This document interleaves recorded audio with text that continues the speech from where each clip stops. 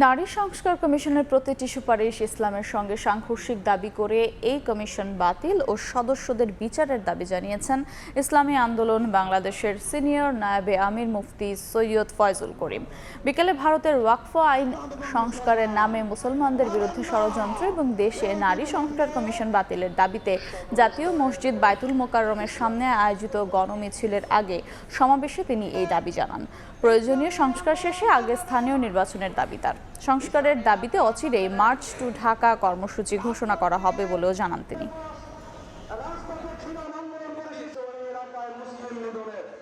নারী নীতির প্রত্যেকটা পৃষ্ঠায় পৃষ্ঠায় ধর্মবিরোধিতা করা হয়েছে। ইউনূস সরকারের হটাবার এটা চক্রান্ত, সবগুলো ভারতের দালাল। এই প্রস্তাব দেওয়ার সাহস কিভাবে পেয়েছে বাংলাদেশে?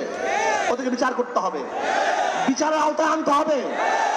এই ঢাকার বুকে প্রকাশ্য থেকে বিচার করতে হবে, যেন ভবিষ্যতে এই ধরনের কোন প্রস্তাব আনতে কেউ সাহস না পায়। অচিরেই আমরা মাস ঢাকা করবো, লক্ষ লক্ষ কোটি কোটি মানুষ ঢাকায় জমা করবো।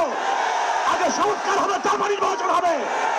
সংস্কারের বাহিরে বাংলাদেশের মানুষ কোনো নির্বাচন মানবে না, মানতে পারে না।